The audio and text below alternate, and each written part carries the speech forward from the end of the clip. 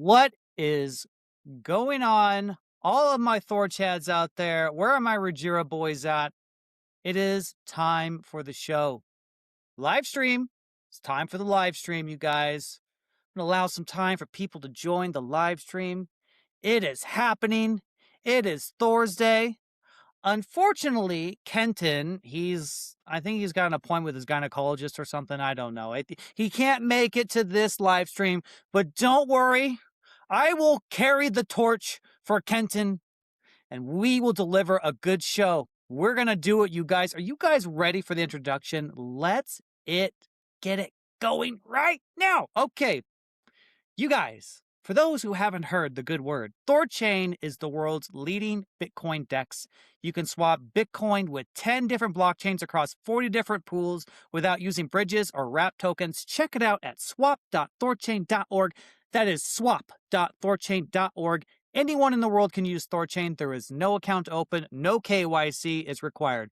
THORChain has two tokens, Rune and TCY. The fees for swapping on THORChain are paid in Rune, and that's where the yield comes from. The fees are deducted from the swap, so you don't need to own Rune to trade on THORChain. That is a great design decision, you guys. And also, there are no inflationary block rewards. Therefore, the yield is real money paid by real users. Rune is also currently deflationary with 5% of the Rune revenue being burned. THORChain is a full layer 1 with the ability to create smart contracts on it similar to Ethereum. This is the app layer and it's being developed by Rajira. If you need help with THORChain in general, join the THORChain community Discord and Telegram group. Links for those are on thorchain.org. Please follow THORChain on Facebook and Instagram and THORChain Contact on TikTok. We need 1,000 followers to live stream on those platforms. Please follow them, you guys, so we can get this show on there as well. And always remember, guys, this podcast is for informational and educational purposes only. It does not constitute financial, investment, or legal advice. With that out of the way, you guys, the show has started. Chad Bareford, how you doing, man? Good, man. It's been a week since I've seen you. It has been a week. It's been a long week, and a lot of things have happened. 3.16 is like happening now or something, right? Like, yeah, I think they're starting to adopt it. Yeah, I think it's probably already. I don't know. It's in process. It's somewhere there. Right. Yeah. And I think there is 96 PRs on 3.16. Yeah, it's a lot. It's a lot.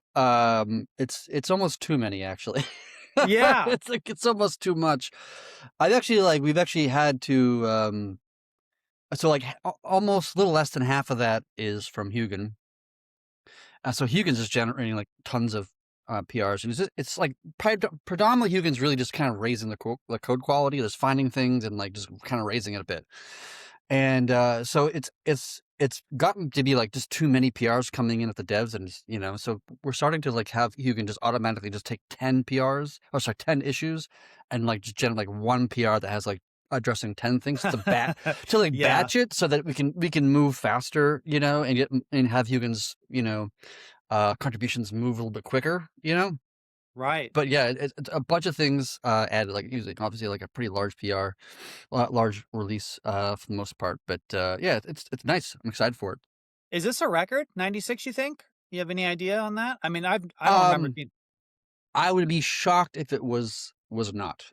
Yeah. At least maybe it was in the early days when we could just like ship code and move fast and break things in like the in the early days. But we move a lot slower today, intentionally so. We want to move faster, but we also want to move slower at the same time. It's kind of a weird kind of paradox in some ways. But yeah, it's just probably the largest release we've ever had in terms of like number of PRs. Maybe not the largest in terms of like code, like number of lines added or something like this, or additions or deletions. But nonetheless, it's a big release. There's a lot of things happening in it for sure. And I saw some names I hadn't really recognized on the GitLab. Do we have some new developers working, or maybe I just haven't noticed their names before? Do you have any insight on that? No, we do. We have some new devs. You guys know I've been looking to hire and I've been interviewing. So we actually hired 3 new people.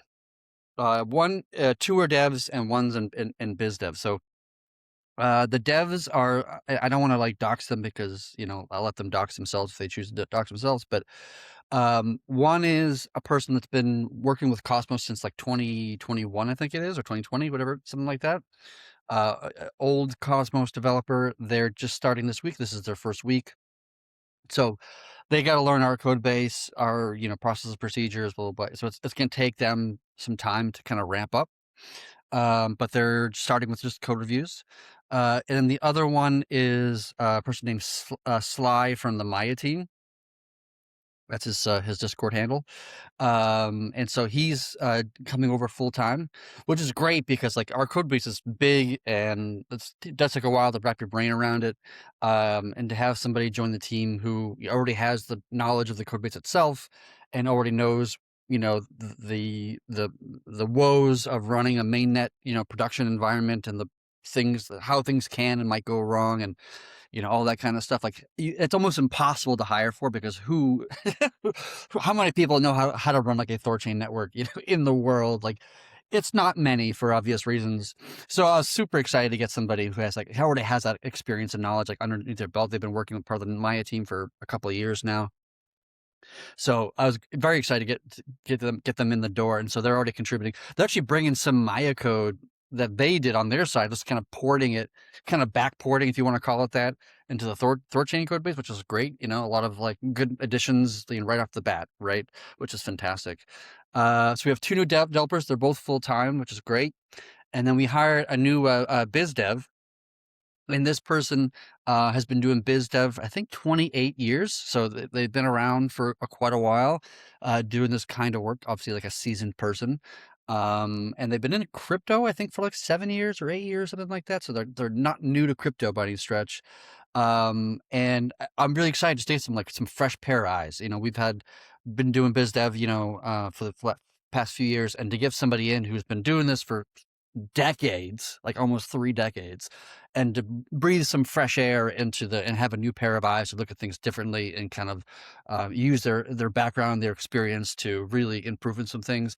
Him and I were talking about doing some like conferences together, and maybe getting like a booth, at some I don't know, token 2049, possibly, maybe get a booth, meet some people, shake some hands, answer some questions, get some business cards or whatever it is, and start kind of growing the business development side of our organization, our product, more, and kind of really put some effort. I'm gonna try to do some more like some public speaking if I can, do some talks, whatever. Just getting the THORChain name out there, get people kind of talking about, what it is we're doing, all that kind of stuff. So we have some big additions into the team recently, this past week, which is very exciting to have.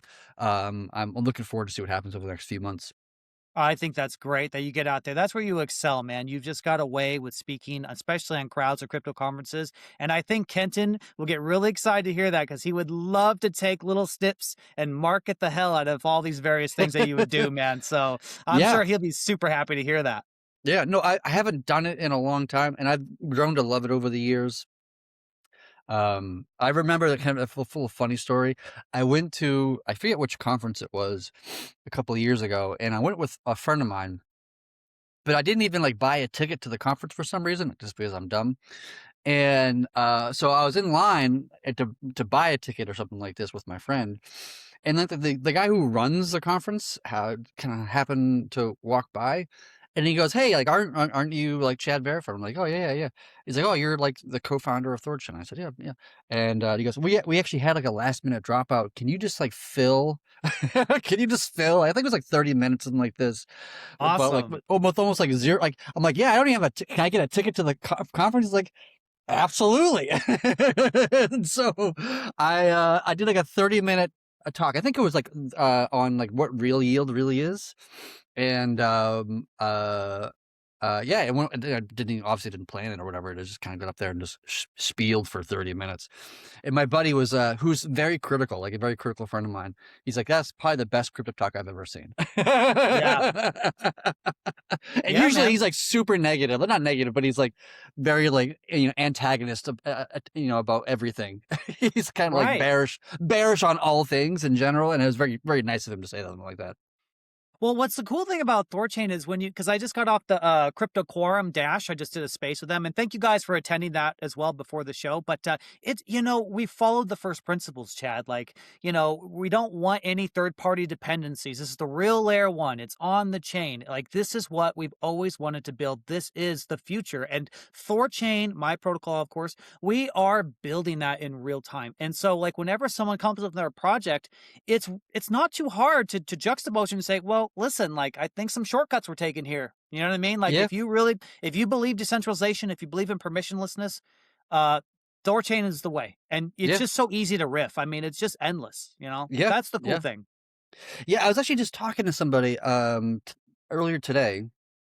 And I'm not going to say who that person is quite yet, but they came to me and they have a cryptographer, a really great cryptographer on staff at their organization.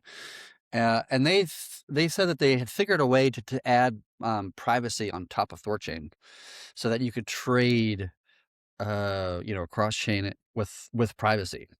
I haven't seen the details yet. I asked this person to send me the white paper or whatever, so that I can actually see like how it works and blah blah blah and all this kind of stuff.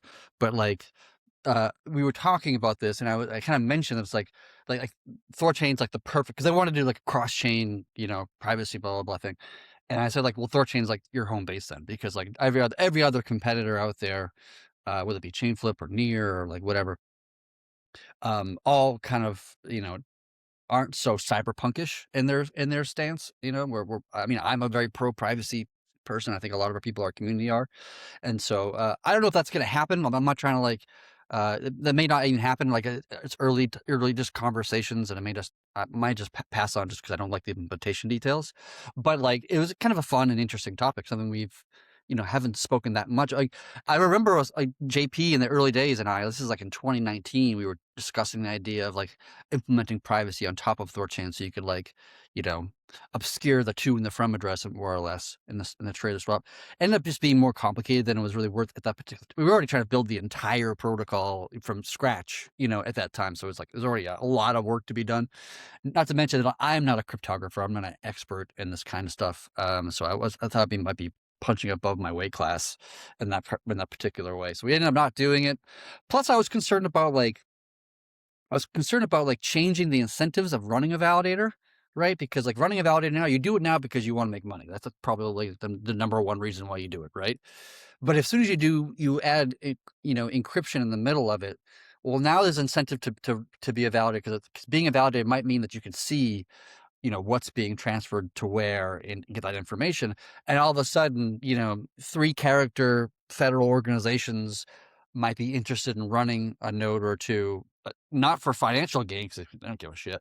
They're Right. more interested just to be able to track, money flow in one direction or the other. So we ended up not doing it primarily for that reason at that particular time, although that was years ago. That was like 6-7 years ago. So it's a while back. But I'm open to discussing it, or at least entertaining the notion of it, and seeing if it's a good fit for the team. But of course, that would require an ADR and like community conversations and voting and all that kind of stuff. Yeah, of course. And for guys who are not sure, Chad Bareford talked about this length on the last Thursday. Adding privacy is something I think the vast majority of our community wants, but it's very, very hard. For many reasons. For one, THORChain has to guarantee solvency, right? Like if you're sending out funds and not receiving assets, it's not good. And so, I think, believe Chad, you said many times, I'm not a cryptographer, and it's hard to figure out like XMR, for example, ring signatures and memo size and all this stuff, right? It's really complicated. But I think what's really cool, Chad, is at least we get a legit like cryptographer, an expert. That's the first step of just like Yeah, him pointing out, right? And then you guys put your experience together, and then maybe we can make a client, a clean chain client baby here. You know what I mean? yeah, yeah. So No, yeah. we're also talking to that same cryptographer about doing like DKLS for us and moving us off of GG20 into a newer, safer, more verifiably secure cryptography to secure all the assets on our on our network. Right, because you said on the last show that GG20 is probably not ideal for adding some privacy chains, right? Yeah, I don't think it actually works with like Monero specifically. There might be a way to get it work to like hack it together in some way. I don't know. Like again, this is not my field of expertise. I think when THORChain first started to like THORChain first started to try what it is doing now back in 2018. That's like the earliest form of it. But at that time, that was pre-Cosmos SDK. That was before, GG18 was even out yet. And so like the technology of cryptography and the framework for building a blockchain just wasn't mature enough to even support something of a THORChain. And so that attempt in 2018 was not a successful one. And then once Cosmos SDK came out and GG18 came out, and I had joined the team in 2019, and then we did a new kind of Phoenix attempt to rebuild again, and obviously it worked that time for obvious reasons. And we moved from GG18 to GG20, but both of those cryptographies were very new at that time, and they had some issues with them, but like nothing too significant. But thankfully, the world of cryptography has been advancing and making it mathematical advancements in the space with newer cryptographies like Frost, for example, and other ones. Like I think Chainflip uses Frost, if I'm not mistaken. That didn't even exist, back in 2019 or 2020 when we were actually building and designing this entire protocol and inventing the idea of cross-chain liquidity, cross-chain swaps. So things have changed a lot in the years, and so we should stay on the edge when we can and move to technologies that are safer and more advanced in one form or another. I love it. I love it. And before I forget, I just want to welcome the new developers who are currently on THORChain. We probably want to remain pseudo anonymous, but welcome aboard. Super happy to have you, and really look forward to what you can do. And speaking of that, we do have a question in the audience. They just want to know what. Oops, let me show it on screen here. What will the biz dev do? So maybe we can break down for people who don't know the purpose. Okay. Well, and so I'll start high and then work my way low. So biz dev is short for business development. And so what that person generally does is creates relationships and partnerships with other, entities or projects out there. So that would be like wallet integrations, new chains that we want to integrate into THORChain, like building that relationship connections, that kind of thing. It could be integrating with sexes potentially. It could be helping us with, going to conferences to meet other booths, like go up to another booth and say, oh, hey, what do you guys work? Oh, you're a wallet and you do this. Like, do you want to do cross-chain swaps or whatever? Oh, that sounds good. And you kind of have that, you kind of foster interest in relationships with those people. And then you get them to integrate, THORChain for more swap, volume that's passing through us. So the biz dev at a high level is really just trying to create more relationships and partners with other projects and ecosystems to foster more relationships, more volume, more fee collection, all that kind of stuff. Perfect. Awesome. Well, there you go, guys. That was a thank you for the question. We got to remember some people may not know what that is, so I do appreciate that one question. So okay, so very exciting. Everyone's super pumped up about what's coming. The volume on THORChain has been really great, by the way. We are approaching $100 million day. Lots of big swaps. And it's just been tremendous. I've been looking at all the various groups and side channels, and people are just feeling really good, Chad. And especially like you coming up here and saying we've got some more developers, we've got this potential cryptographer coming in. Like, I think this is the time where we just gotta just go. I mean, we've been going for 6 years. Let's be real, but man, it's everyone's feeling really, really good. I'm definitely seeing that. So Yeah. you're doing the right stuff, man. Kudos Yeah, no, to I you. appreciate it. I'm trying to take a stronger, more leadership role within the team and kind of like steer this ship, in the right direction as best as I can to, give better volumes and better integrations and better this and better that, and just trying to improve like increase the swap volume and efficiency and like all those things that I'm constantly trying to think about, trying to improve. And which, by the way, now that 3.16 is adopted, we can probably flip on rapid swaps pretty soon. We'll probably flip it on like on a kind of a low level, if I can use that word, just to kind of test it out and be slow about its adoption. And if there's problems with it, we can always just flip it off. It's not like a big deal. So that's probably going to be flipped on in the next week or two, possibly. And we can start seeing like much faster swap times, which would be fantastic, because if we can get faster swap times, we get more competitive on the swap kit side of things. Like the faster your trades are, it can give you a little bit of an edge, for being the recommended swap for swap kit. So if we can improve that and get better efficiency, I mean, that would obviously be, spectacular. Absolutely. Yeah, and as Chad said, guys, like when a lot of DEX aggregators like SwapKit and others, they factor in time. So let's say THORChain has a better price execution, but if another competitor can do it like 80 or 90% faster, right? And we're much slower, they might get that swap. But if we're Yeah. excellent price execution and faster, well then there you go. We're gonna win Oh yeah. the thing. Yeah. Exactly. Like, Exactly. yeah. So Yeah, they have a whole mathematical kind of algo they put, and I've seen it myself. I've seen the details of it. I know how it works. So, which is why I've been trying to push for faster trades. I know it's good to have faster trades in general. Like you don't need an excuse to do it necessarily. Like it's just better experience. But that's been one of the drivers of it too. Is just to get more of the volume out of SwapKit that we can get, and other competitors as well.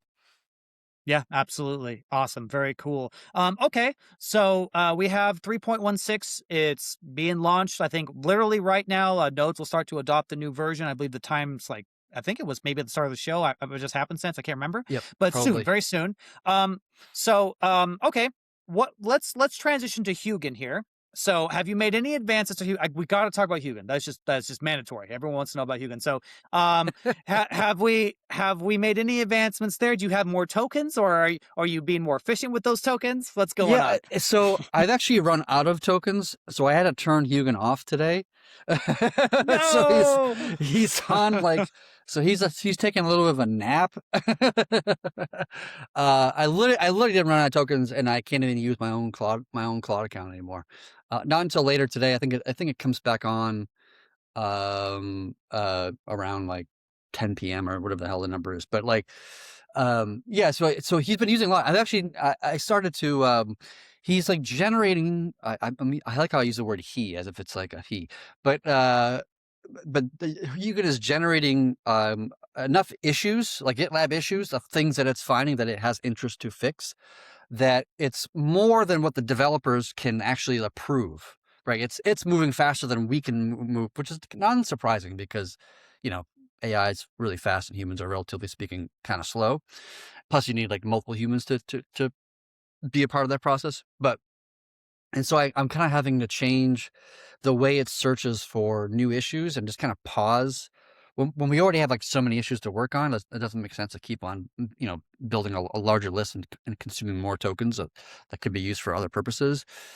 So I've changed that so that hopefully I won't run out next week. We're probably going to flip on Hugin to do code reviews by default pretty soon. I've been kind of trialing it on my own PRs, for here and there, which is pretty nice. That'll be flipped.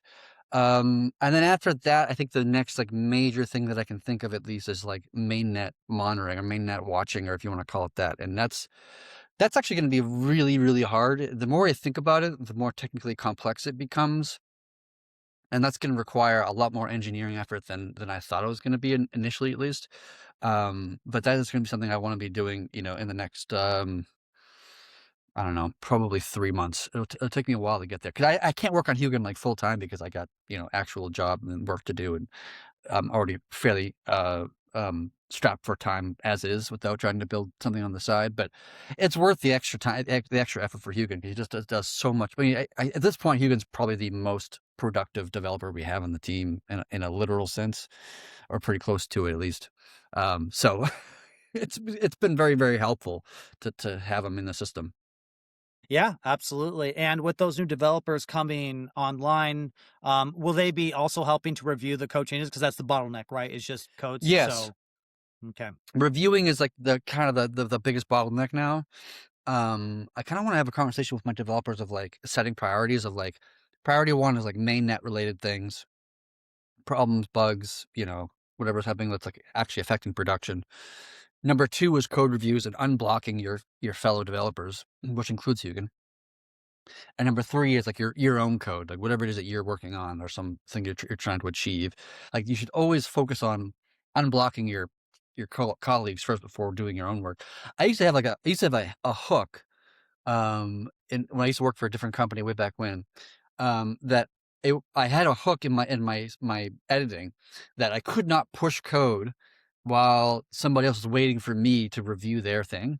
Then it just like forced me to like you have to like, if you want to move forward and the thing that you're doing, you have to go over there and like review this other person's PR and comment or approve or whatever it is.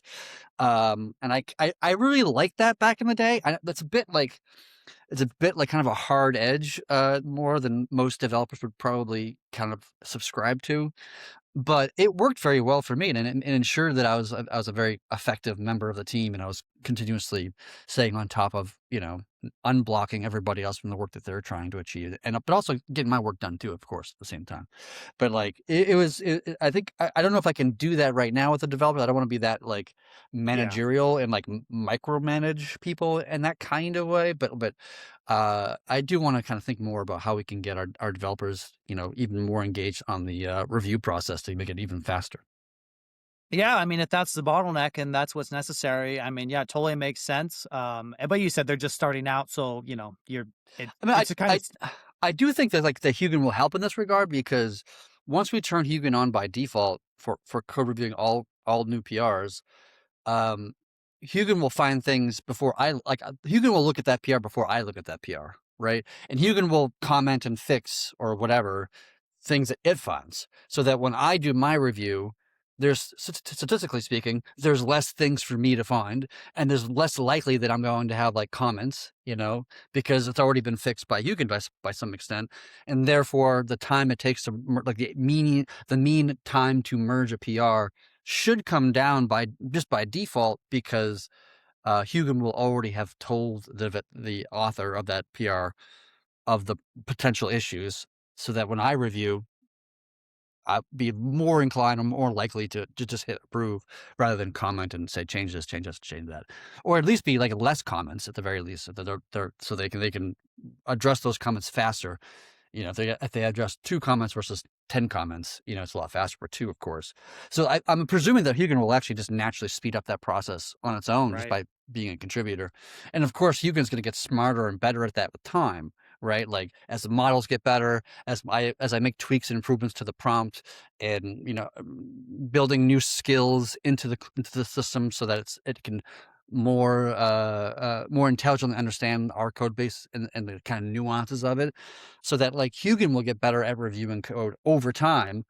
And then arguably there will come a time where it's like just as good, if not better than I am. So by the time that I get to the PR, it's like it's already been addressed all the problems that I would have found anyway. And it's just me Right. verifying that it's still good. And I hit the approve button and like, off we go.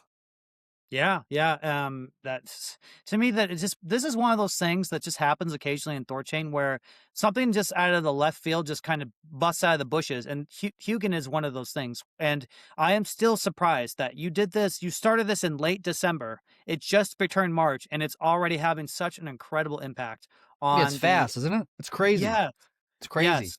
And and Yeah. and and you're this fast and you're just starting to use it, right? Like you guys have all so when you start using a new primitive like AI to help with this code, like you gotta learn how to do it too. But even still, just starting out, how much faster this is Yeah. just it's so impressive to me. That's it's makes my brain so happy. Yeah. Um, And yeah, just wait, give it like a year, right? Of, Opus 5 comes out, Opus 6 or whatever the hell the numbers are gonna right. be, like, just give it a year, and it's gonna be so much better and so much more useful. Like, I'm still trying like, in effect, I'm trying to replace myself the best that I can, right? Even like I was talking to somebody, one of the developers the other day, and we have the node launcher, which is the code base of how to run a validator node with all the chain daemons and all this kind of stuff. And we have to constantly maintain those chain daemons. Like, a new version of Gaia comes out, a new version of Bitcoin comes out, a new version of whatever. And we have to release a new, Helm chart that, allows nodes to update to the latest version of Gaia or whatever.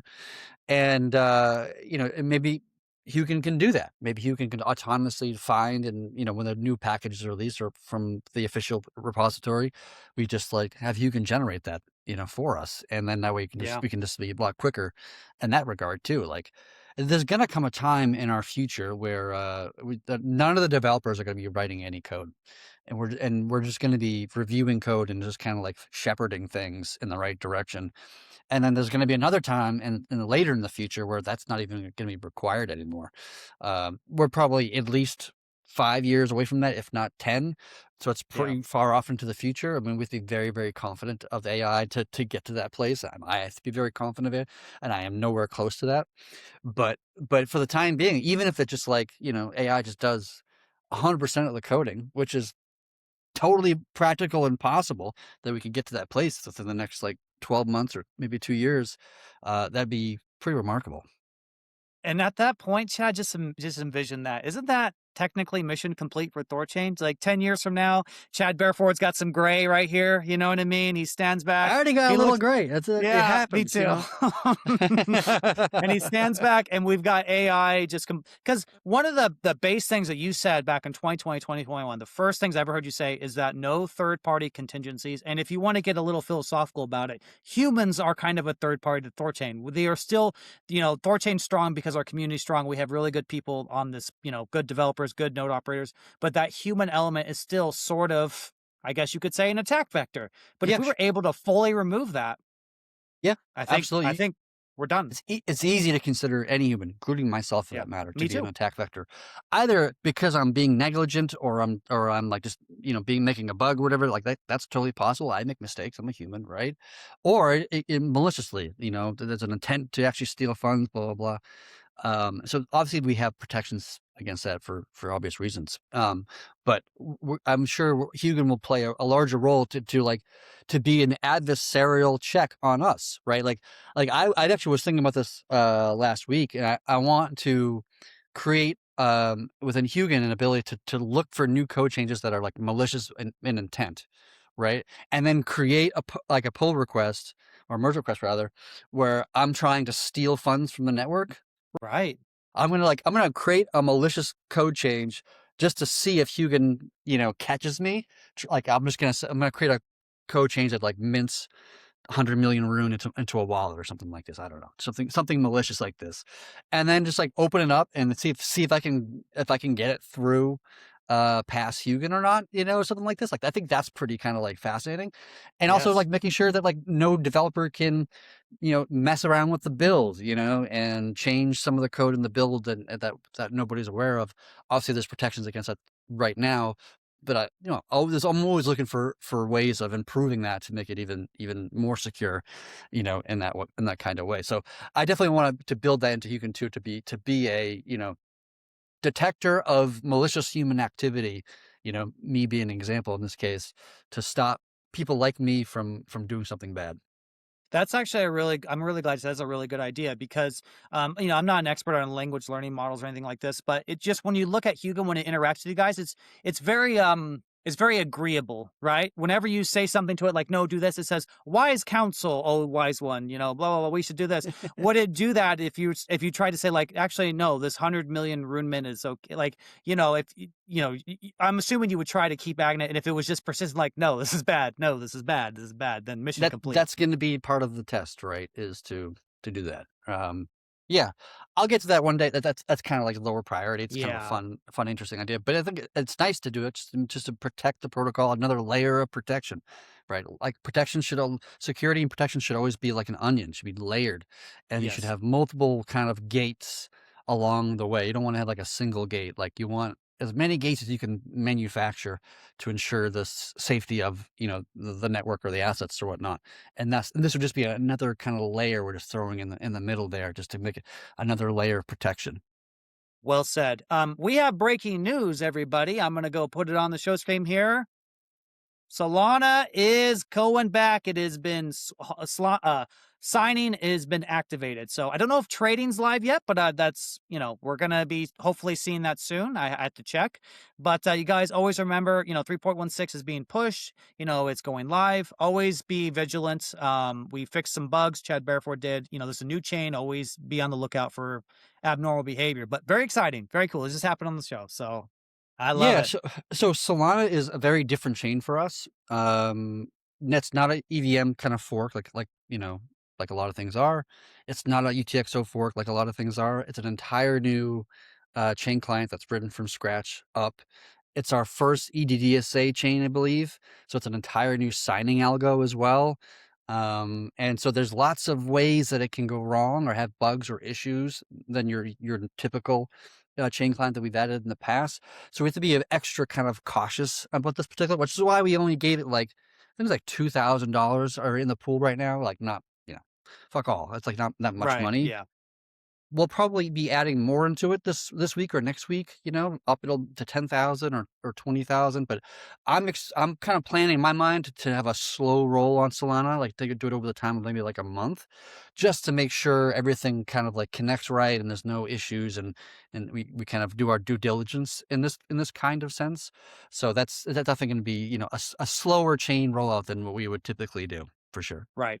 And I get a little update here. 3.16 upgrade looks good. We are unhalting Solana signing and will proceed to unhalt trading once the current churn clears. Message from node operator. Thank you very much for the update, Coke. I appreciate it. Thank you. Okay, guys. So there you go. It's coming. And yeah, which head bear forward is 100% true. It's a new chain. Very exciting. This actually leads me to segue, Chad. So Saturday, we talked with the Liquify team. They're a big, RPC provider. Really cool. They run those. A super awesome team. Um, they had some interesting, we talked a lot, and I was wondering if we could just quickly touch on opt-in chain clients, right? So we had some interesting back and forth on that. We were wondering, does opt-in chain clients change the game theory for our mechanisms for churning nodes out? So for example, we have three primary ways people churn out, right? We got age, we have slashes, and we have low bond, right? So let's say you have all these chain clients now. I don't know, maybe we have a minimum chain clients you need. I don't know how it would work, but let's say there's a node that wants to run all the chains, right? And then maybe there's another node who only wants to do like 5, maybe UTXOs only or something. I don't know, right? Mhm. And let's say that node, there's one chain that just goes haywire. Maybe it's Gaia, maybe it's Solana. I don't know. They get a bunch of slash points, right? So because of that, they'll get slash points, and their total slash points will put them up to be churned out because of poor performance. But Mhm. we were talking with the Liquid guys as should we maybe put an extra churn out mechanism in there if nodes don't? Okay, so a node that only supports maybe 5 chains instead of 20 chains, should we Mhm. have another qualifier to churn them out? Because we want nodes to run a lot of chains because it's more network activity, right? Mhm. Theoretically, what are your thoughts on that? Do you think a node is unfairly punished and churned out if, by example, the layer one itself, not necessarily anything they did, but if the layer one goes haywire, they still get slash points? Maybe you could, if you've got any, gave any thought of that. We were wondering. Um, I mean, my hot take is probably not. If you're running less chain daemons, you are statistically speaking less likely to accrue slash points, right? Because you're not engaged with the protocol as much. You're not expected to observe as many things. There's more things that can go wrong for you to collect slash points, and therefore you're probably more likely to be churned out because of that. Because there's more opportunity for you to be slashed. Therefore, you're going to collect more slash points. Therefore, you're more likely to be churned out. But at the same time, with that risk comes, more money, right? More yield because you're validating 20 chains instead of 5 chains or whatever hell the numbers going to be. I would be more concerned about like my larger concern is having um a few nodes validating. Say we launch, a Zcash, and only a handful of nodes want to validate Zcash for some reason, right? Maybe because they're people don't want to validate a coin that has privacy built into it. And we don't want to churn out 3 people. If there's only 5 validators, of that particular chain, we don't want to accidentally churn out 3 of the 5, right? Like that would be, probably that would probably trigger a Ragnarok, where the whole chain would probably just like not self-destruct, but what's the right word? Eloquently exit, I guess, or Yeah, yeah, something like yeah. that. Mhm. A planned a smooth exit. I don't know what the type phrasing would be, but like that would be something to be concerned about. So like we would probably want to have um a minimum number of nodes, which would be to enable a chain, which let's say the number's 4 to start. I don't know if this is the actual numbers, but let's just say it's 4. And then you limit the amount of capital this network can have because it only has four nodes validating. So you don't want to have like a $10 million. That would just be way too much. So you limit, like, I think it's like $100,000 per node that churns in. I think that's how it's probably going to work. And then, um, and then you don't start the chain until you get four to start, but you don't really start until like you get to like 7 nodes or something like this. So you have a little bit of like space between 4 and 7, a little bit of wiggle room, if you want to call it wiggle Right. room. You know what I mean? I don't know. I haven't thought too deeply about this particular aspect of the feature. I've started implementing it somewhat months ago, but I haven't thought too deeply about this particular aspect. I'm actually more concerned about like how a Ragnarok would handle the the Rugi app layer, right? And like the Rugi app layer has to exit its liquidity. Probably would just like trade everything it has, like all the Zcash assets into stablecoin, secured assets, and then give it back to the person who had the Zcash. So like you don't lose your money. You don't get like, you don't lose your assets, but you get USDC forms of those assets so that you at least get the dollar value at that particular time. That has to be discussed as well. But it's an interesting question you ask. Right. And I was wondering, we have a question here. I'll get to it shortly, but okay, so if we go to an all POL model, does that not like make the Ragnarok more of a simple process where if it's just POL, then the the protocol just gets its liquidity back? So you could just if like some crazy bug happened and the nodes got churned out for whatever reason for that, could you not just reseed the same liquidity again? You know what I mean? Like it Yeah, actually it simplifies the process a lot. I don't know. I'm trying to think of this. that's more of like what seeds the pool is not the POL. The POL is protocol owned liquidity, and usually it's the treasury that actually Yeah. gives the capital for these pools. At least Right. that's how it is now. I'm open to changing that. I'm open to. We were talking a couple weeks ago with Kenton about the idea of like, having the POL kind of move its money around from one pool to another pool to kind of like rebalance itself. And so we could do that, right? We could just like seed the pool with like something small, like $10,000 from the treasury, and then let the POL just kind of like, move its way into the pool like over time or something like this. And that way, when there's a Ragnarok, it's like a non-issue. It would just seed the POL back to to itself. In effect, the protocol gives its Right. money back to itself, and then the treasury would get back its $10,000 or whatever the hell it is. Or the treasury would just like seed it, let the POL move into it, and then the treasury just exits, right? Is it kind of like a transitionary kind of capital just to kind of get it started and let the POL kind of take over? You could do that. It's another option. Yeah, I'm open to thinking more deeply about it, but That's an interesting idea. there's options. That's an interesting idea. I actually think that's pretty cool. We do have a question here. So, basically, they just want to like maybe I know that's kind of the ideation phase, but like, do you envision opt-in like maybe there's like a default must-haves like Bitcoin, Ethereum, some UTXOs, or just opt-in chain clients means whatever chain client you can run two, you can run all of them. You know what I mean? How, Yeah, how do you? so by default, you're running all of them, right? And it's this way because that's what it is now, right? Like how we Right. function now. So if you don't specify anything as the chains you want to support or not support, then by default you're expected to run them all. If you want to have a subset, that's perfectly fine. You can do that. So you just broadcast a transaction, say I want to support Zcash and Solana and Bitcoin, blah blah blah. blah. But there shouldn't be anything of like, oh, you must support Bitcoin or you must support any particular chain. I think that the tendency is that like everybody's going to want to support Bitcoin. That's where the majority of the volume is anyway. That's where like the liquidity is, and so like, and it's pretty low risk, in terms of like all chains to support. So I suspect that just like the natural ebbs and flows of the free market will do its job and create the validators that are supporting any particular chain, any particular moment with what is needed in that particular moment, because the flows of capital will advocate or put economic pressure to have more people or less people, more validators or less validators supporting any particular Right. chain.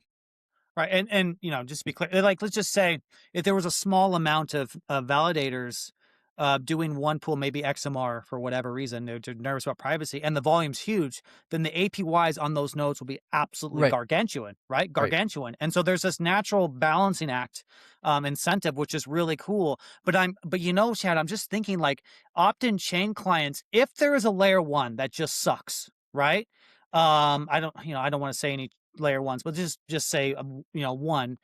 And if the layer one sucks and there's nodes that run it, and because the layer one itself is giving its slash points, right? It's not generating volume, it's giving slash points because the base layer one is not stable, then I could really see like THORChain really some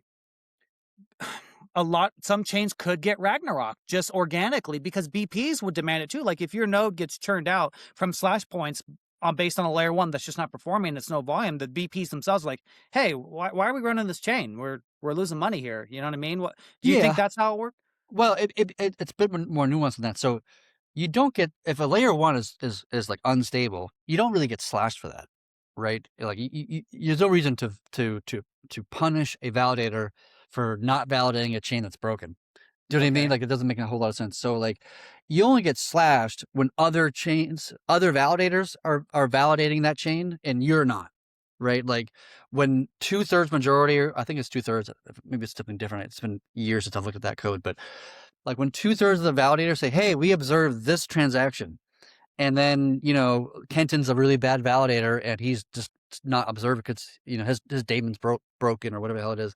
And he's not validating that transaction. He gets slashed for not observing that transaction that everybody else was able to observe. But if the entire layer one is broken, then nobody's observing anything. And that's what actually happened in real time for Terra. When Terra had its collapse back in the day, back in 22, I think it was, the whole chain was just being like mad rushed, like just people were broadcasting transactions left and right to close their loans and get rid of their UST tokens and Luna tokens or whatever it was. The whole chain was having a hard time even just functioning, just generating blocks, and our network detected that instability and autonomously paused that chain, paused trading for that chain, and all that kind of stuff. So it did it like completely autonomously. So I don't know, I can't remember off the top of my head like how many slash points were incurred during that particular like crazy moment that we saw at the end of Terra's kind of reign, if you want to call it that. Right. But I don't think slash points is something you would experience.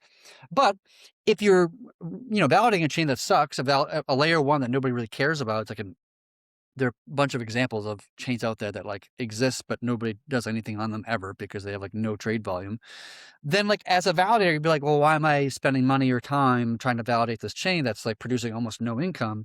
And so as a validator, you might say, all right, I want to get out of this one. So instead of having 10 validators, now there's 9 validators, which means whatever yield that thing is generating is being divided by 9 instead of being divided by 10. So everybody's getting a little bit of a larger chunk than from before that guy. So now like it's a little bit more incentive to stay, right? When there's 9 versus 10.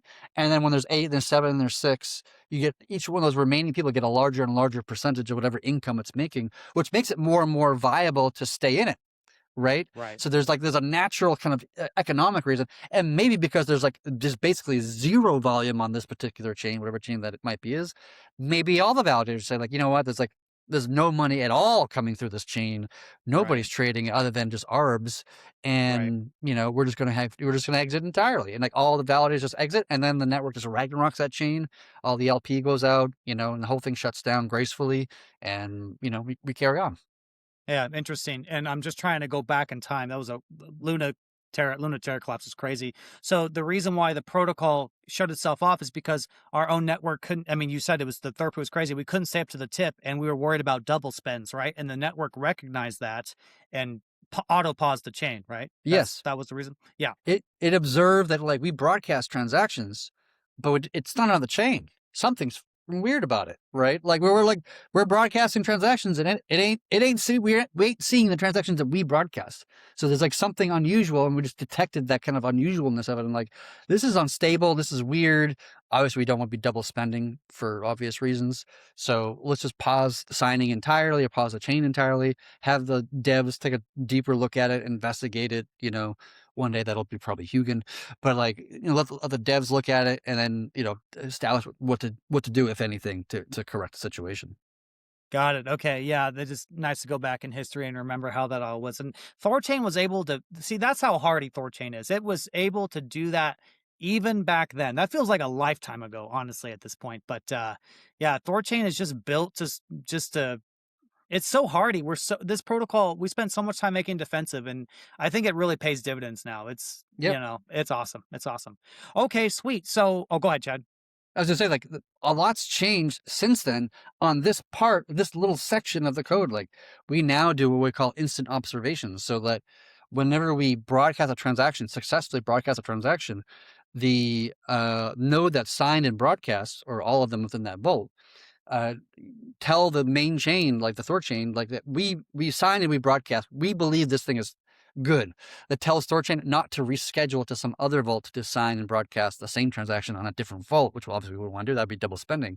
So we have additional protections in the network today that we didn't have back then. That even a more fucked up chain that's having an even harder Yeah. time than what Terra was doing. We have a myriad of protections in the network. In fact, the problem we have with Solana that caused us to pause the trading was that function, that instant observation, wasn't working for EDDSA. It was working fine for ECDSA, but not EDDSA. This is our first EDDSA chain. So we had discovered that bug, and that's the thing we were trying to fix, so that we wouldn't, to create that protection about double spend. Oh, there you go. I mean, guys, how can you be bearish on THORChain? Are you kidding me? Like, this is freaking phenomenal stuff, you guys. THORChain all the way back in, and then compared to today, it's not even comparable. It's a whole other beast. I love this protocol so much. I have to say, I just love THORChain. I just into my veins, Chad, into my veins. I love it. Okay, so 3.16. I thought about screen sharing, but there's literally 96 freaking PRs. It's not going to be. I'm curious. People want to know what comes next. Let's assume everything works good. What's next on your plate for 3.17? Well, for now that 3.16 is out, we got the Solana was going to be resumed. What was the other ones? There was Solana. There Dewey, I was think. Rapid Swaps is Oh probably yeah, going to rep be swaps. flipped on pretty soon. Limit Swaps is going to be re-enabled again. There was a Right. bug that we had to fix. And then the other thing too is, like, we might be enabling memless outbound. That's been in the code for a while, and it's been running on StageNet, like testing and validating that all that logic works well.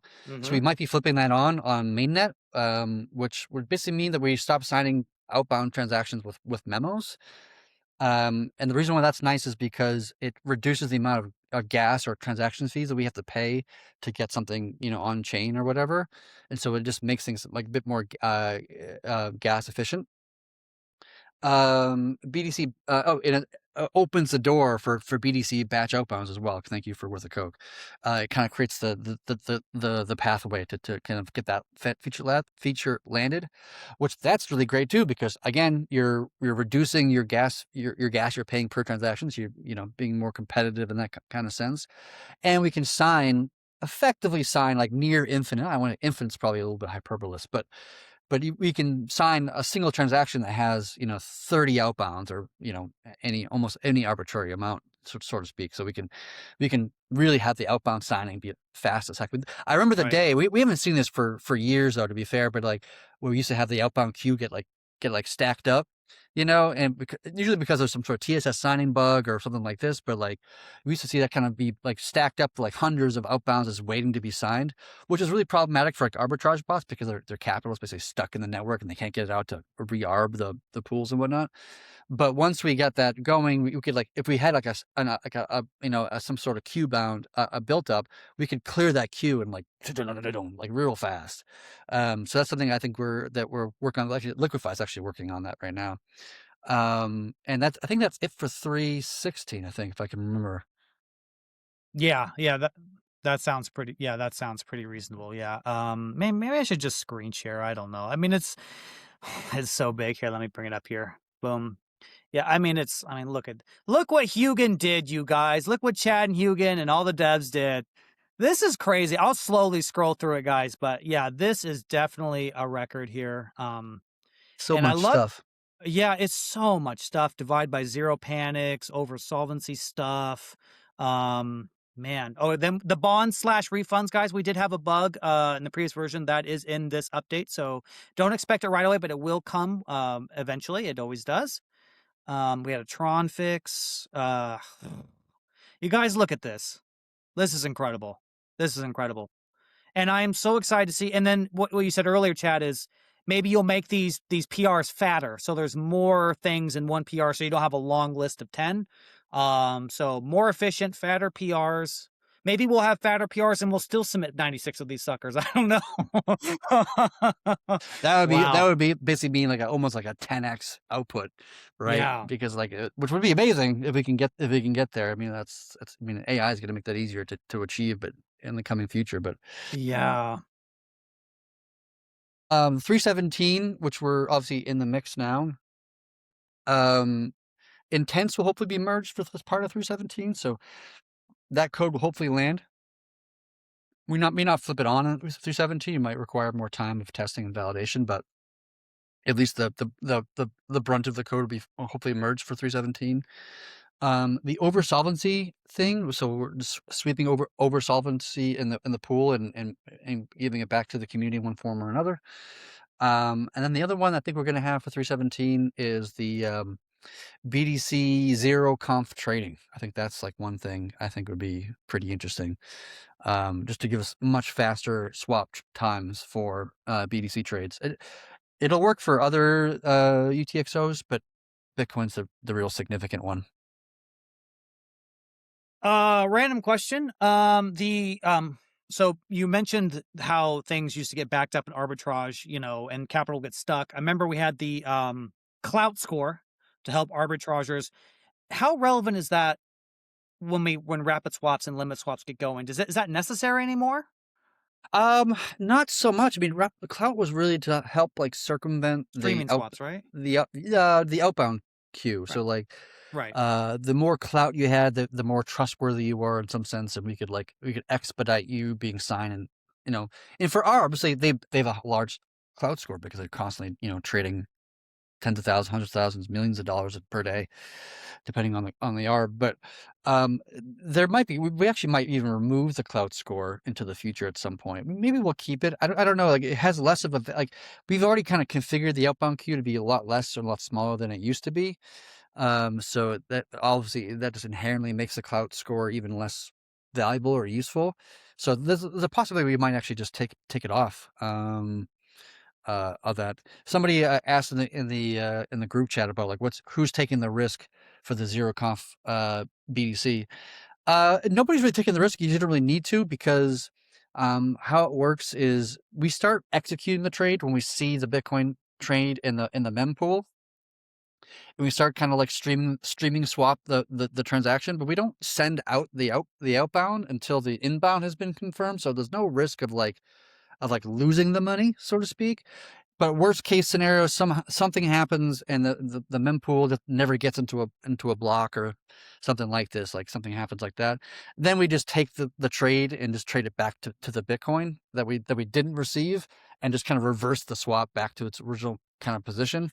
It's not like a huge deal. And from a security perspective, we're going to put a cap in that feature of like limiting the amount of capital total we will allow to use this feature at any given time. Like whether it be like $5,000 to start or $10,000 to start, keep it small, and we can expand it later on to be $100,000 or any arbitrary number. I'll definitely start small and to test the feature out and expand it as we have more confidence in its safety and whatnot. But I don't think there's no risk being taken on by the protocol, because we're not sending the outbound until the inbound has been confirmed. Badass. 2026 is just a banger year, and it's barely March, bro. I am losing my mind over here. Yet another question on here. So the intents will work only on TC supported chains, right? No other way?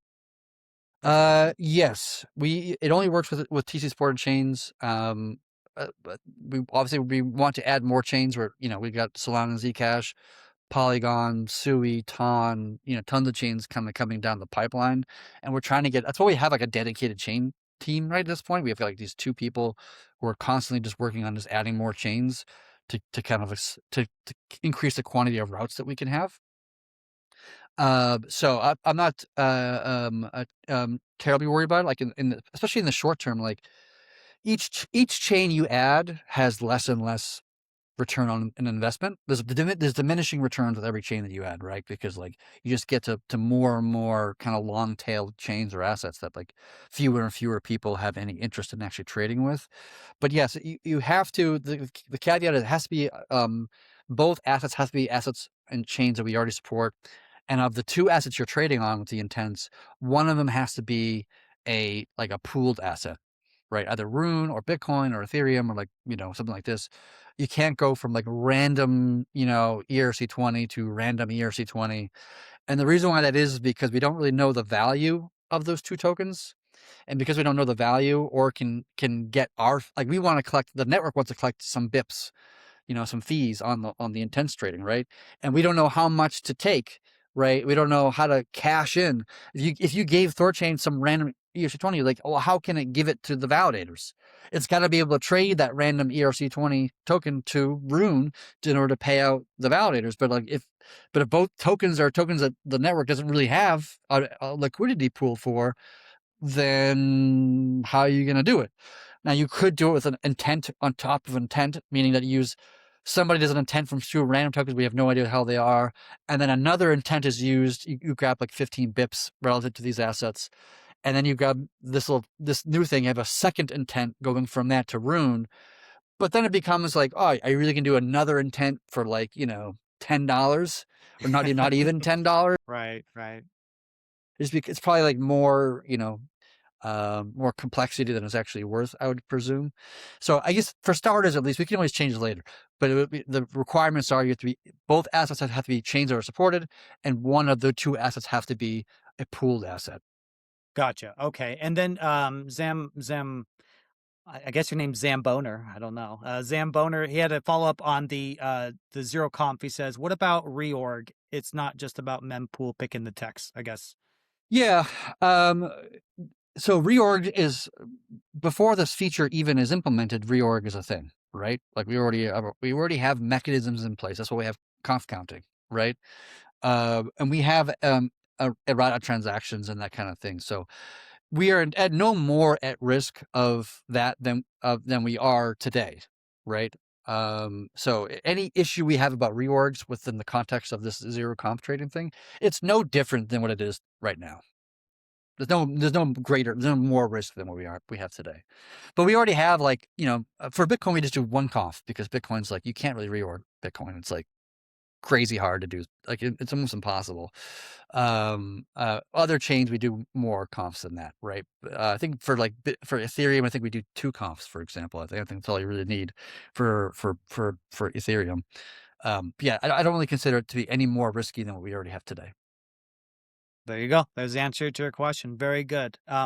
Okay, cool. We're coming on the hour, guys. Just as a reminder, please, this show, nothing is financial advice. Please do your own research when it comes to making any investment whatsoever. But I will say THORChain's freaking awesome, and I will die on that hill 100%. THORChain is the best protocol ever. I love THORChain so much. Connecting all the chains and liberating the world at the same time. Hello, that's what we're doing here. That's what we're going to do. Very cool, Chad. Okay, I don't think I have too many more questions. Is there anything else you think we've missed at all that you want to cover? It sounds like you've got lots you're working on. You're pretty busy. Love what you're doing so far. So yeah, man, awesome. Couple things in the pipeline I think people might be interested in. We're working on a way for the community to be able to see who the source is of chain data from each individual validator, right? Historically, it didn't really matter because everybody's getting their data from a local a local chain daemon. But with Solana, that changes a bit because I would say a majority of people are not running their own Solana daemons anymore because Solana is such a heavy daemon to run. But we also want to be able to have the clarity and the transparency so the community can verify that whoever we're getting the Solana data from is not too much on one validator, or one chain data provider, right? Let's just call it like Anchor, for example. And because if we did, then we would have a potential cyber attack situation, and we obviously don't like cyber attacks for obvious reasons. But so now we can once this feature is merged, we'll be able to publicly verify, if chains are using the same source of data to to alert everybody, like, hey, we're too heavy on this provider. We need to, change or move or whatever it might be. I think that's one thing. Um, and then what else is it? And variants to be working on. That's not so exciting though. ERC20s for memoless support. That's going to probably roll out once router v6 is done. Router v6 has been running on StageNet for a couple of weeks, I think.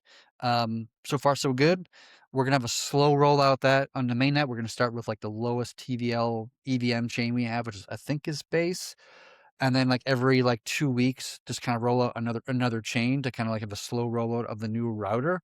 And then once the router is fully out, we'll be able to, turn on ERC20 memoless support, which would be nice.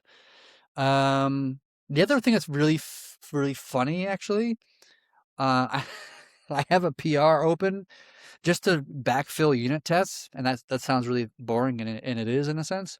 But what makes it so funny is that this PR so far is like 46,000 lines of code that was like Whoa. generated like overnight. I ran something called a Ralph loop, and I'm not going to get into the technical what that means, but I basically had Claude Code, just backfill unit tests like literally all night long. This is partially why I burned all my tokens for the week. And it just like literally just like, and it's created like 120 new unit tests. It's modified 80. It's, I don't know, it's a huge amount of code for obvious reasons.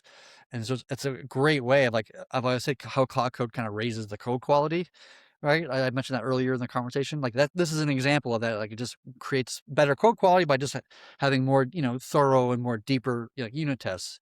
And I'll probably do the same for regression tests, in the future as well when I have, the spare cycles to do so. But like it's kind of a funny thing, like probably the largest PR in THORChain's history, which is almost 50,000 lines of code in a single change. For comparison, like when I used to like write code by hand, like my target, like PR size in general would be about 300 lines. that's like the target what I would usually shoot for. And if I got more than that, I usually break up into multiple PRs so that's easier to read and for people to read and verify. For unit tests, you don't need to read and verify so much because it's just unit tests. It's either they Right. pass or don't. It's not that big of a deal. But Right. it's just kind of funny. It's like 50,000 lines of code change is like kind of like an absurd amount. But I'll take it. It's like it's going to help the protocol for sure. Yeah, that's just, I mean, that breaks things. That's like exponential, like, that would take you so much time to do all that, obviously. And Yeah, what it would have taken me weeks, if not months, to have done that by hand. So this is where AI shines. It's probably the most is like just backfilling unit tests. and he did that overnight, Huginn? Yeah, I think it took about like probably like 12 hours. I'm gonna guess something like that, 12 or 16 hours, something in that area. Just like continuously, just like writing, testing. It's pretty remarkable. I have that is remarkable. It's absolutely incredible. That's such a game changer. Guys, I can't emphasize that. It's just amazing. I do have a question I found. Someone didn't use the chat, but I'll ask their question anyway. They're trying to distract me. They want to know your opinion of ADR 24, some revenue to the POL and deprecating LPs. You have any opinions on that, Chad? I haven't actually read ADR 24 to be honest with you, so I'm not sure if I have a strong opinion on it because I haven't read the details. But the synopsis is to what is it? Take What a is ADR? percentage of revenue and dedicate that as a siphon to liquidity pools, probably controlled by Mimir by nodes. I'm thinking I have to.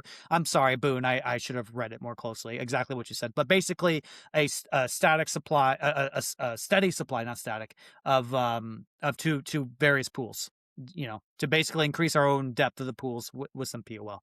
Maybe that's you split the burn in half, 2.5%, 2.5% POL burn. Go ahead.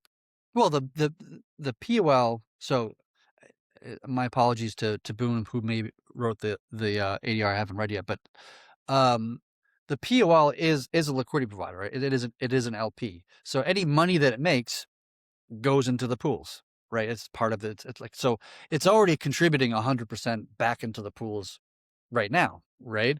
So if you're talking about the 5% burn, that's something separate from the POL. Right. That's, something on top of it we kind of like take out, and then we, um, It would so be redirected. It would be the revenue. Like you would maybe you would add just a 5% of just additional, and maybe you take that away from bond or notes, or maybe you would change the burn. You would just have an official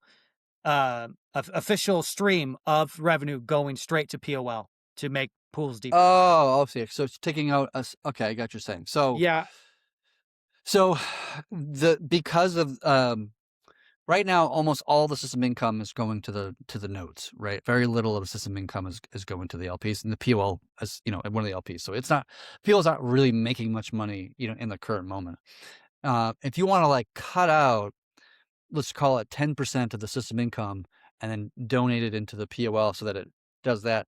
Yeah, you could do something like that. Yeah, you could. I think like um, I would be more interested to think about the incentive pendulum and how it's designed, because the way it's designed originally, I don't think no longer kind of makes sense in the Right. way we think about the pools and security and all these things. It no longer just kind of fits. It doesn't like it's a puzzle piece that doesn't really quite fit in the right place. So I'd be more interested in thinking about, instead of like taking out 10% and just like giving it to the LPs, maybe there's a different kind of mechanism that has the incentive pendulum to balance the income of the LPs versus the nodes. I don't know what that would be off the top of my head. I'd have to spend some time kind of brainstorming and thinking about it. That would be, to me, kind of a cleaner way of doing it, possibly Right. cleaner. Maybe it's more complicated and not cleaner at all. But like I'd be open to kind of thinking about that. Yeah. Um, If I remember correctly, the incentive pendulum, it basically would be deprecated at that point. It would just be a straight right. percentage yield, and then the point that Pragmatic Monkey, he really likes the idea, because he says the deeper the pools are, the more THORChain makes just on arbitrage alone, because it takes more capital to rebalance the pools. So there's kind of like a compounding effect where if you have POL, let's say, go to a shallow pool like Solana shallow, and you take 100,000 death pool to a 500,000 or $1 million set pool, the arbitrage alone, that volume, would be huge. And then of course that's even more POL from those additional fees that gets into the POL, and so it's like a flywheel at that point. It is. The negative though is it's like this might be a hard sell for nodes, right? Because what you're trying to tell nodes is this: you're saying, you guys, which nodes don't make that much money relative to its history. Like I think a node right now is like 5% of system income is like $50,000, $70,000, somewhere in that range currently. So you're basically asking nodes to say, hey, take 10% of what you're making right now on running a validator, and I want you to donate it to the protocol. Right. That's effectively what you're trying to convince the nodes, and which the nodes are the ones who are voting on this, by the way. Right. Right. So that might be a hard sell to tell nodes, like, why don't you just donate 10% of your income and just give it to the protocol? Like that might be a difficult sell. I don't know. I'm open to discussing it in having a conversation about that kind of stuff, but it might be hard to sell nodes. Boone joined the live stream. Hi, Boone. It says you are in portrait. It would be happy for your landscape. I don't care. It's fine. How's it going, Boone? What you got for us, buddy? Good. I'm at the gym, so I'm just gonna leave my camera off. If that's all No, right. you're fine, brother. I want to see your biceps. Can we all just sit here and just watch Boone just just How Look bench at do I that press? do handsome this? guy. Wait a minute. I How do want I to see turn you my doing camera squats. I around? want to see you doing How do bench I turn presses. the camera around in this? I have no idea. I don't know, dude. You're good. Go All right, ahead. whatever. What do you got for us, brother? Yeah. Well, no, I just I think there was some lack of clarity around my proposal, and yeah, so Chad, it's specifically to direct revenue to it would be a new form of POL, so it's not the previous like POL from the reserves, nor it's the treasury liquidity. And so basically it just the problem I'm attempting to address is that because of the current design of the incentive pendulum, there is no incentive to LP. So there's no incentive to deepen the pools. And so right now the treasury is making up that shortfall, but it has limited funds. They're not infinite. And yeah, it's just, eventually we're going to run out. And also perhaps that capital could be put to better uses than seeding pools. And so the basic idea is to, instead of trying to rent liquidity by incentivizing people to loan their liquidity to the protocol by way of depositing the LP pools, instead we invest that same money that we were spending on LP rewards into owning liquidity in the pools, which would compound over time, as you guys just went over. And then the ADR that I submitted specifically doesn't address like deprecating LPs. I do think it's the right move, but like it doesn't necessitate that. Instead, it's just two new Mamirs. One is BIPs to POL, so just a certain number of basis point deposited of revenue towards POL, and then the other would just be which pool. It currently says unsent pools to avoid that whole fiasco. But like, so for example, you could point it at sol.sol, and X% of system income would just go into deepening the sol pool over time. So that's the basic idea. Yeah.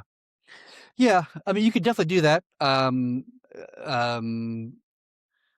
Because like, if you're going to say like, let's call it 10% of system income, that's currently like $100,000, approximately $100,000 per month at our current kind of rates. Like last time I looked, it was the current rates.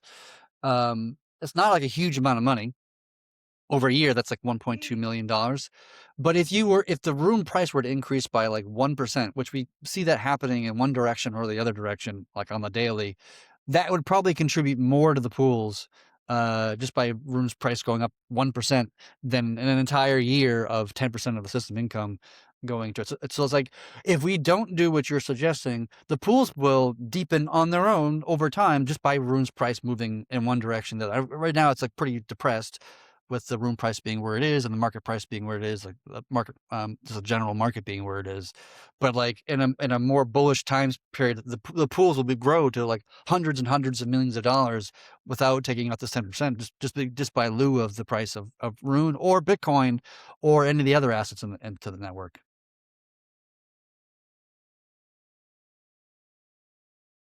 Bone, did you catch that? Sorry. Yeah, it's fine.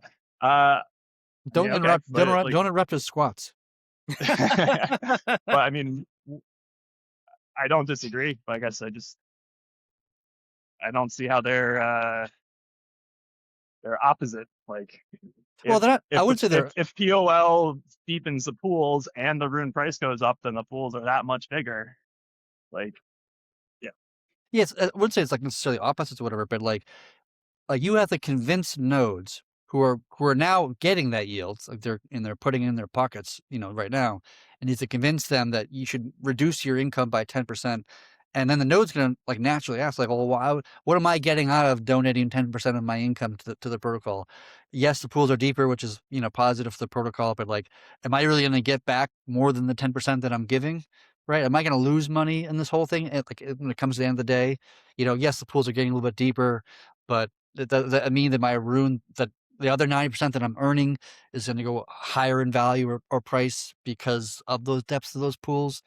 That's a hard argument to have, right? It's like it's pretty hearsay to know whether that's going to be worth the money from the node's perspective or not. I mean, sure. I'm not really trying to like argue, but and so the design of my ADR leaves it up to the nodes. They can vote via Mimir how much percentage of revenue they want to give to POL. It could be 0, right? Like, it just gives them an option.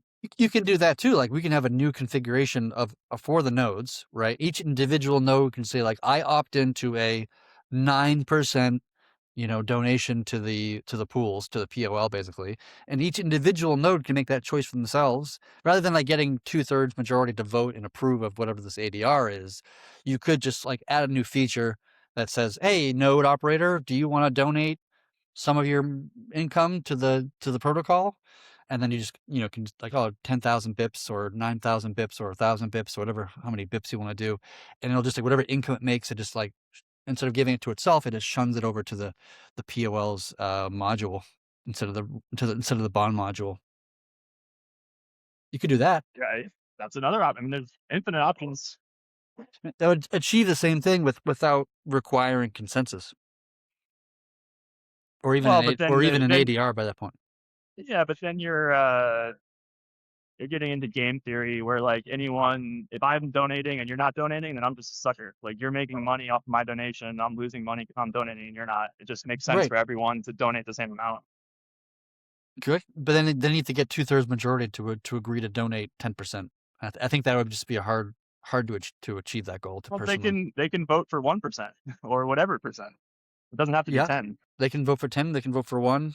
Yeah, but but at the same time, it's like if you really want to see money donated into the protocol, then to be honest, like I would think a better allocation of that honestly is donating that 10% to the treasury, because the treasury doesn't really have a source of income other than operating nodes. Or oftentimes those operation of those nodes, the treasury doesn't get the rewards of that.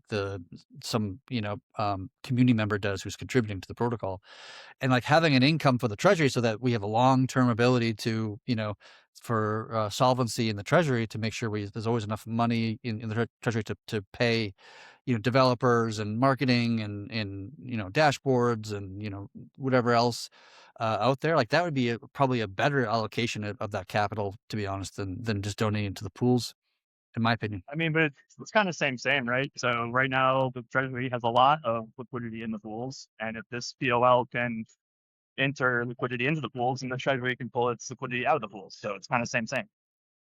I actually don't know off the top of my head how much the treasury has in the pools. It's a lot. Is it? Yeah, if you go to Rune Tools, like Cal's dashboard, they have the whole treasury page. You can look at their LP setup. I'll try and bring it up real quick.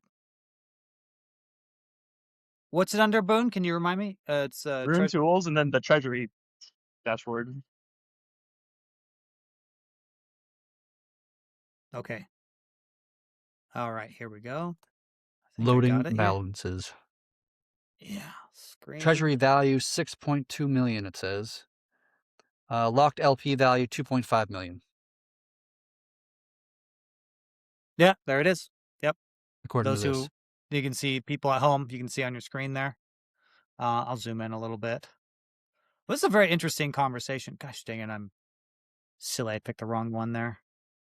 I'll scroll here for people to see at home.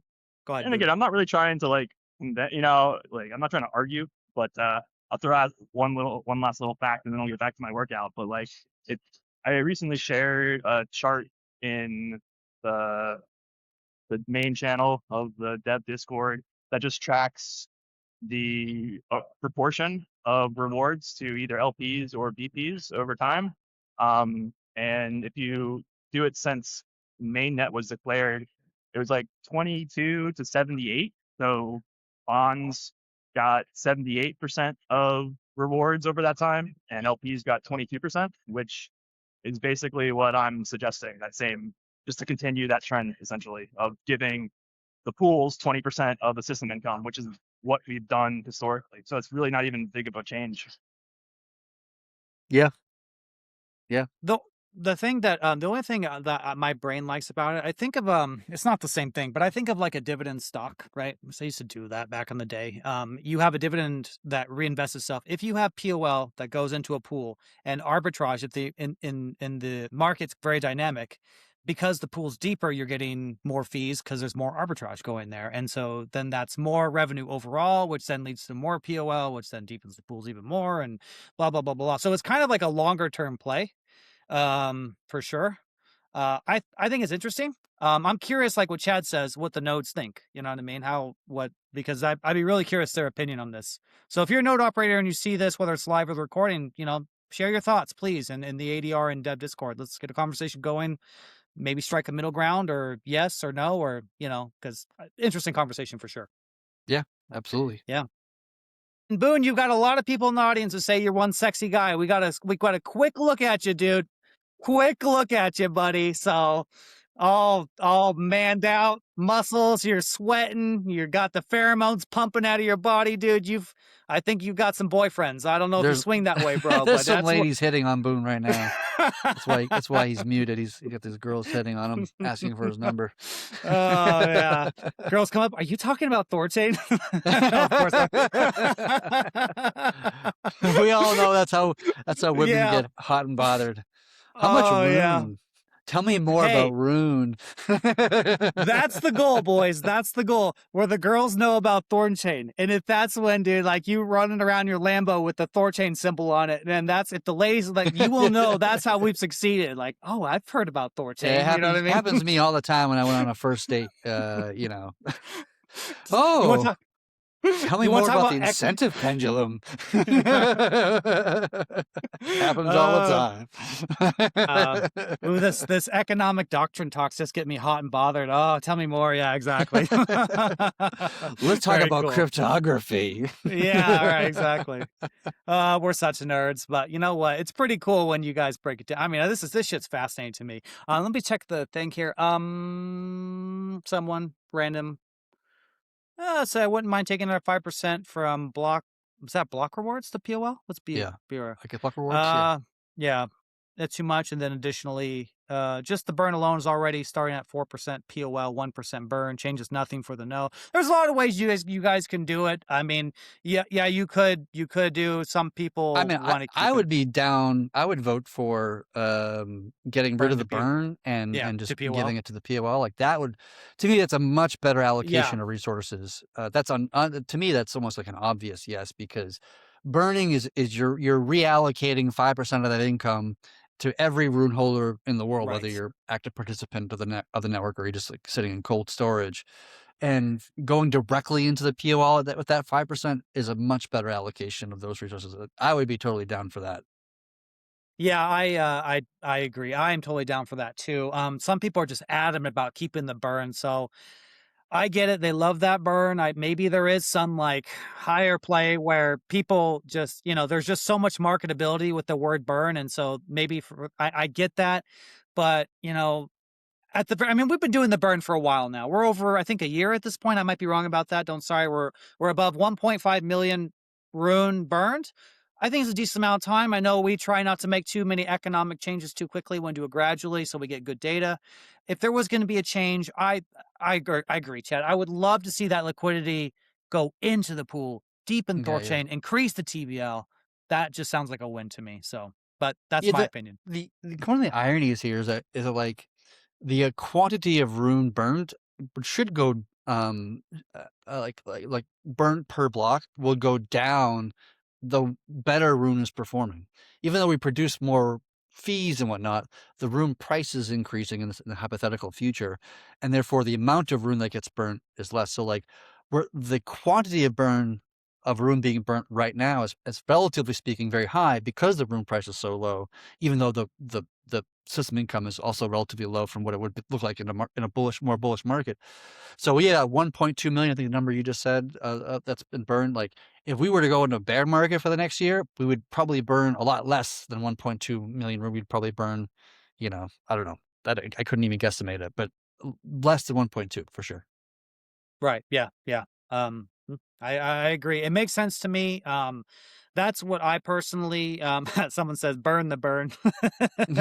Well, brun the burn, Estonians. They don't know how to do English. Poor guy. This is how we got HODL, right? Just typos, right? Yeah, there you go. Yeah. That's how HODL came. It's like, I think it's a Reddit post in like 2011 or something like that. That's when and it just said stuck. hold, but they just like typoed it HODL, and it just obviously just cut wind. Yeah, that's awesome. Estonians making new lingo. Boone, are you trying to say something? Your mic. Oh, I was just gonna echo you. I mean, Danny, you asked me to write up this ADR, so I did. Well, people keep asking me. People ask me, they're like, "Oh, when are we gonna do POL at?" And I was like, "Boone, maybe you should write something up because everyone keeps asking me." So yes, I was the one that asked Boone. And a lot of this is downstream of a Twitter post I made last year, which was suggesting just repurposing the burn towards POL, just because it's, in my opinion, and I'm glad you guys agree, just a far better use of that revenue. It's not 1-to-1, but it's also functionally like kind of half of a burn, right? Because half of that revenue goes into a locked liquidity pool that wouldn't re-enter circulation. Now, there's a big caveat, of course, because it's a, XKY pool, and as the prices rebalance, Rune will enter and exit that pool. So it's not a static, half of PLL would be a burn, but it's still a burn. So you can't argue it's not.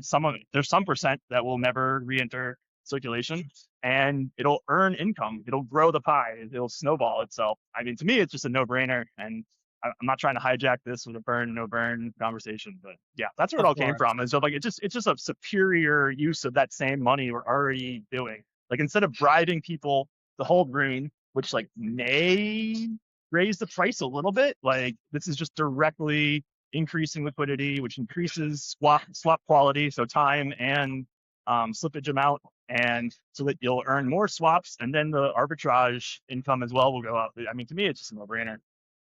Mm-hmm.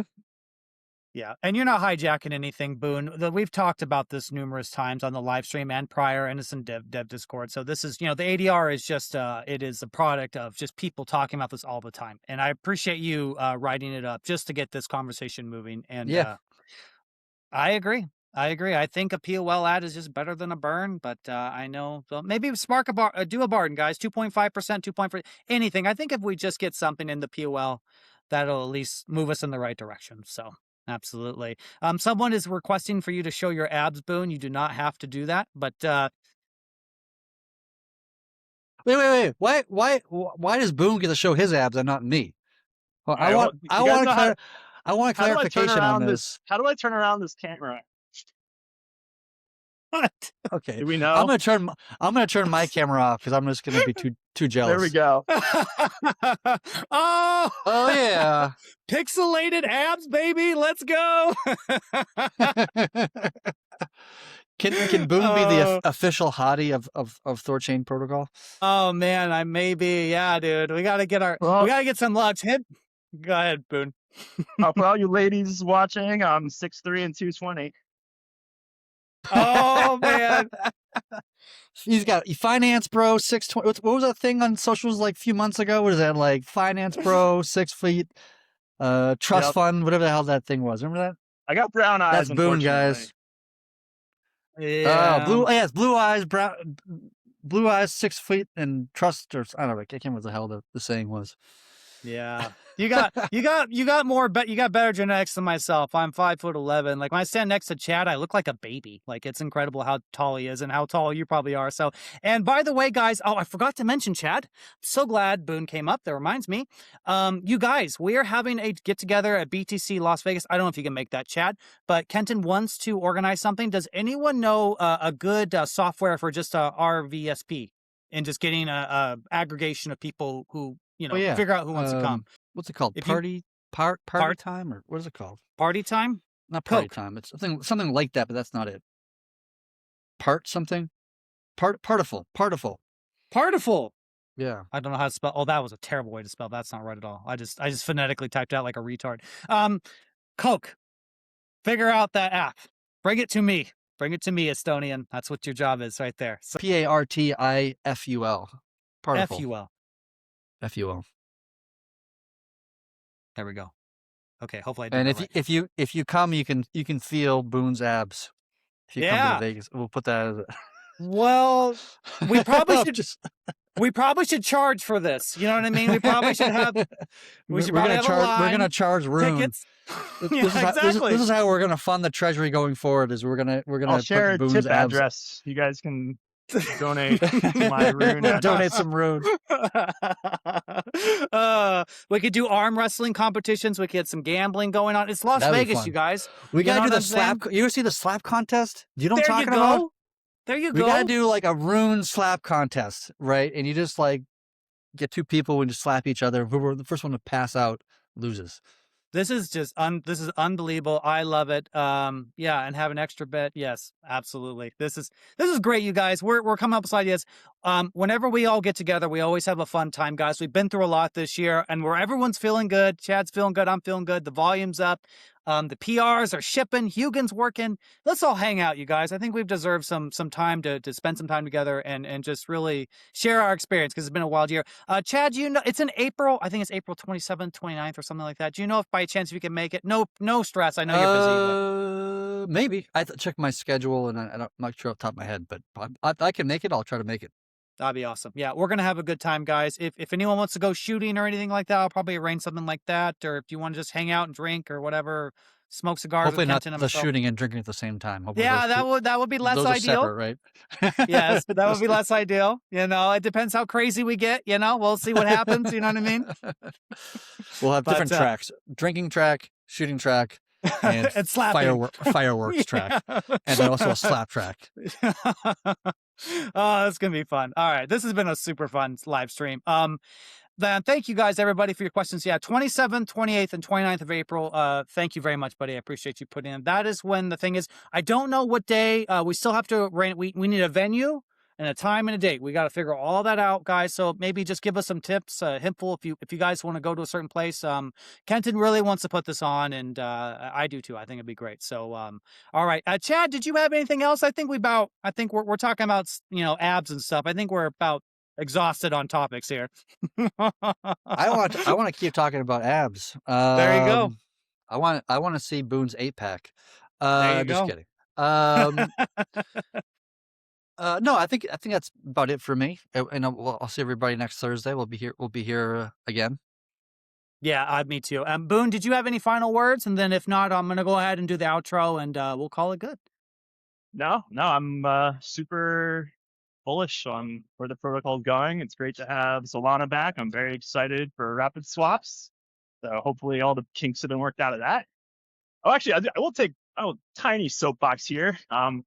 So often people celebrate as soon as we ship something, and then inevitably there's some like, hold on, we gotta fix this. Let's all like slow down a little bit. Let's not hype things up until all the kinks have been worked out, right? So like, let's not hype up Sol until Sol's solid.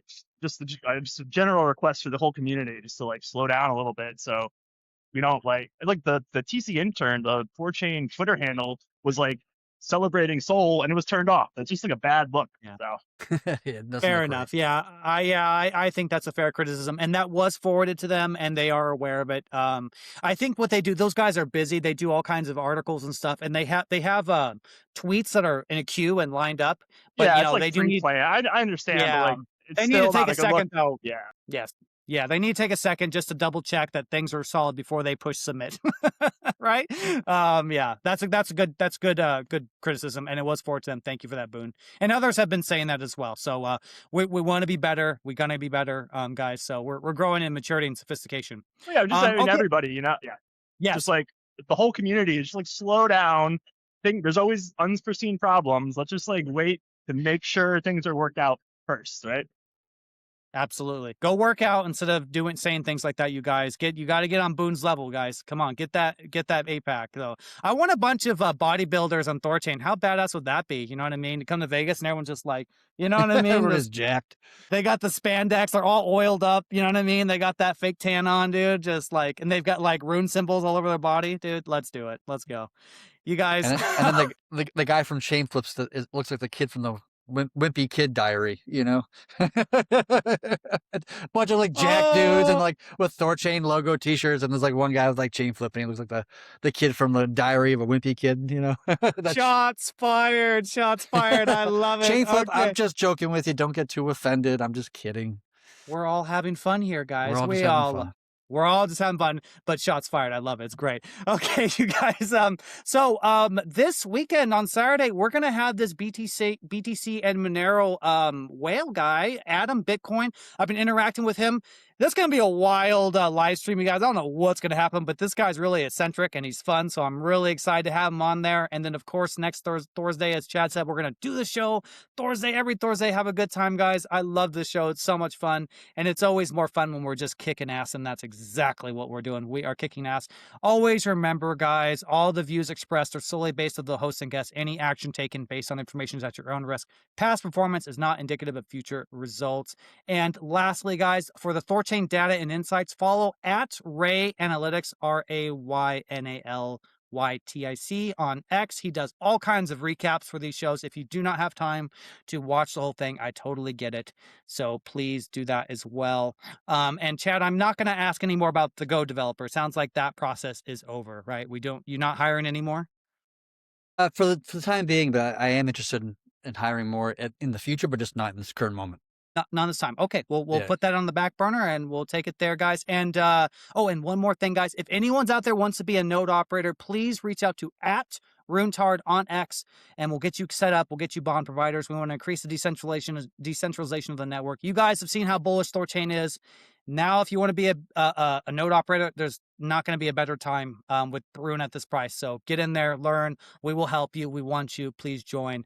And that's going to be it, you guys. Chad, thank you so much. I really appreciate it. I hope everyone has a great rest of your week. We will see you Saturday. Bye, everybody.